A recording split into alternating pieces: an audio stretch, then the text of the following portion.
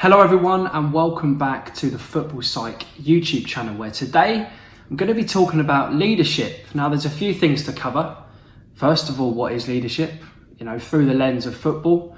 What makes a good leader and how is it expressed? Is it just talking and being vocal, or can it be leading by example, off the pitch, or just being consistent? So we're going to tap into a few different things and look at some examples of maybe players that are really important to their team. But before we get into that, make sure you do like the video, subscribe if you're new around here and you enjoy this kind of content. Also, don't forget to click the notification bell so you don't miss an upload. It would be rude not to, and while you're at it, you might as well go follow my Instagram at the Football Psych. But enough of that, let's talk about football.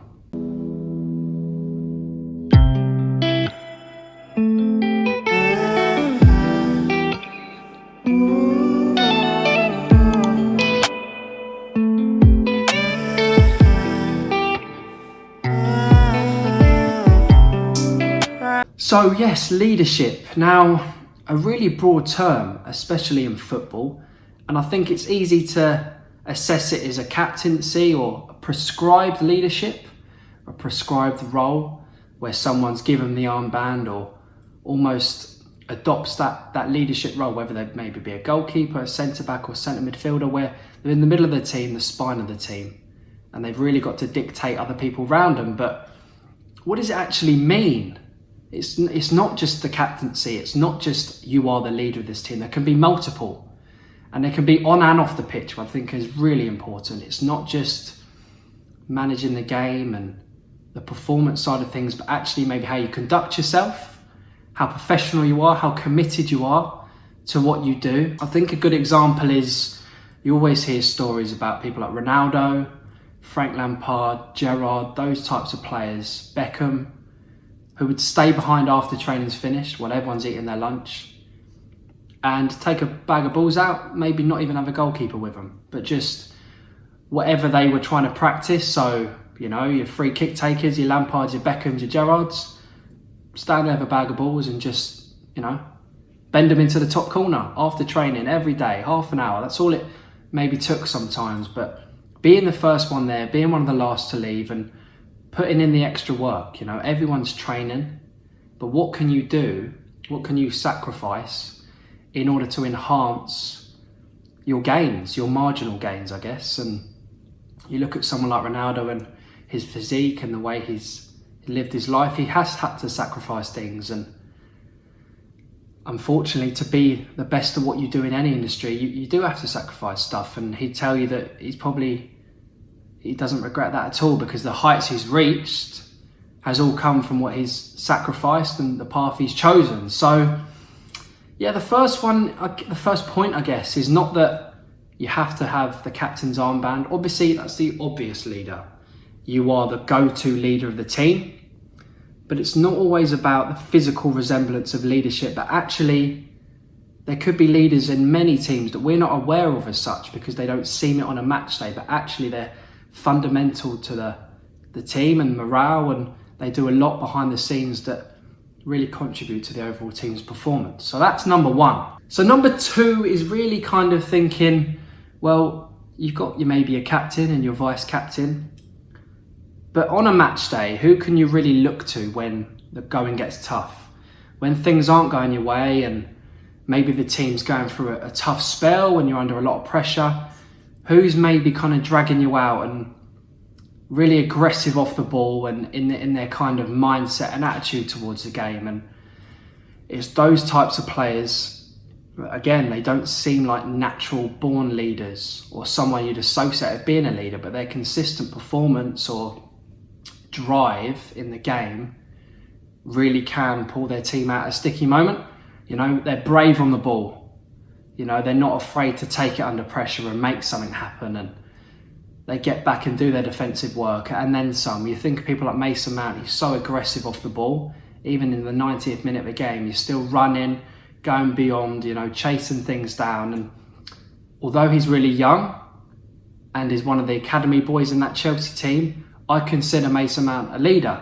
John Terry on his Instagram the other day was actually doing a live Q&A, and someone asked him about Mason Mount and he said, future Chelsea and England captain, which coming from John Terry is massive. So definitely showing leadership qualities, and yeah, in my mind, Chelsea and England captain for me. So yeah, not just your captain or the players that run hard, but just a balance of characters. You can have too many leaders. You can have too many individuals who want to take responsibility and be the man, you know, be that figurehead for the team. So it's a tricky balance. It's a delicate one.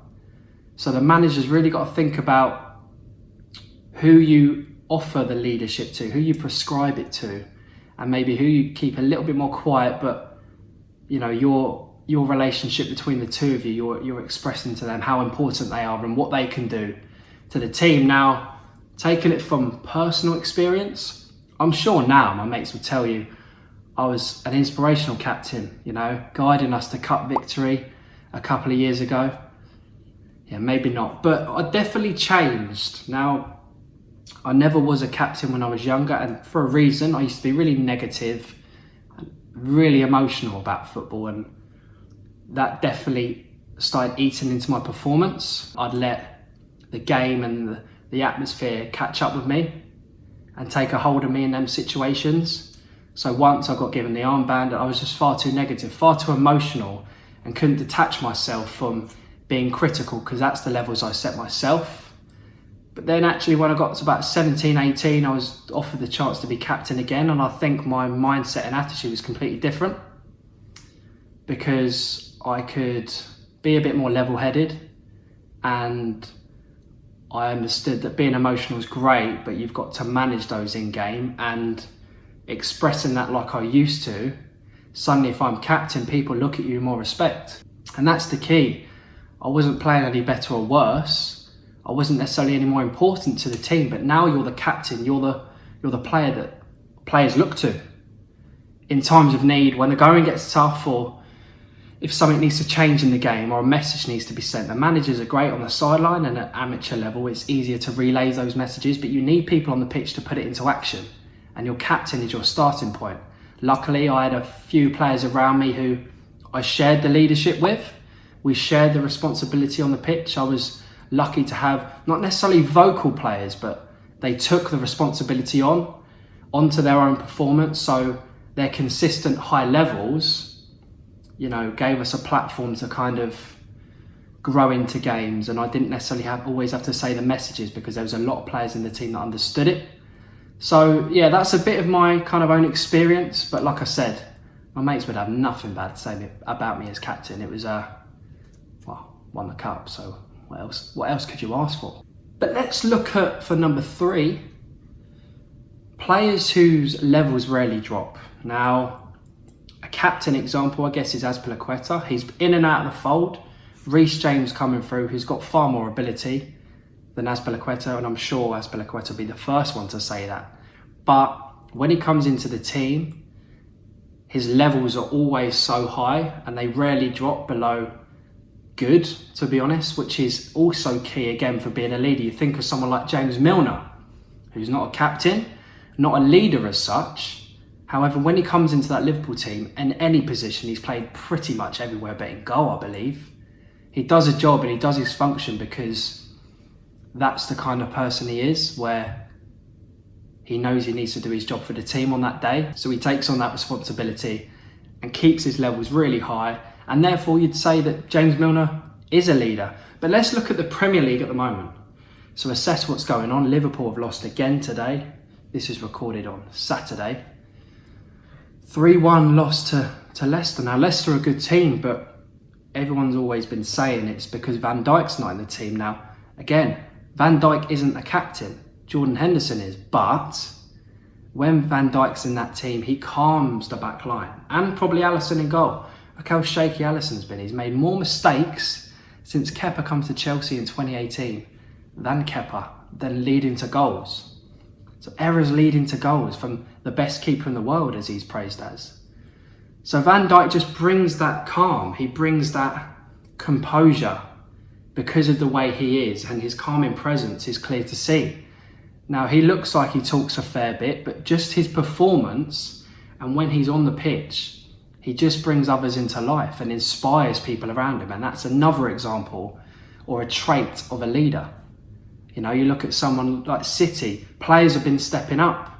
People like Phil Foden, Gundogan, they've been stepping up. You know, they're on the fringe of the team or not really talked about, but people like De Bruyne get injured and Aguero up front, City playing with a false nine almost, Foden stepping up, Gundogan's won the player of the month.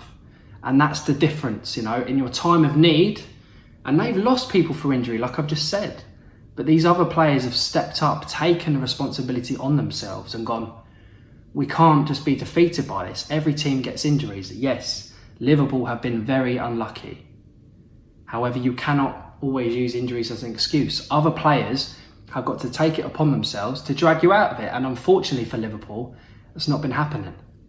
Not as a collective anyway. So it's interesting just to kind of put that context on the Premier League at the moment, just to see how leadership and leaders on the pitch, or lack of them, can be so influential to a season. And, you know, Liverpool concede 1 goal at the moment and just seem to capitulate. They just absolutely freeze. Whereas maybe Van Dijk and that team, that doesn't happen. He doesn't allow that to happen because he stays composed and therefore people around him do. But let me know what you think in the comments. Is Liverpool's recent form down to Van Dijk completely? Is it more what he brings to the team in his performance or actually off the pitch? Let me know. But that is going to be full time for this video, guys. I hope you did enjoy it. And yeah, like I said, subscribe if you're new around here so you don't miss any future content. If you're enjoying it, give it a like. I do appreciate it. And I will see you in the next one. Been crying so much to the poltergeist, trying to hold on to love, but it's frosted.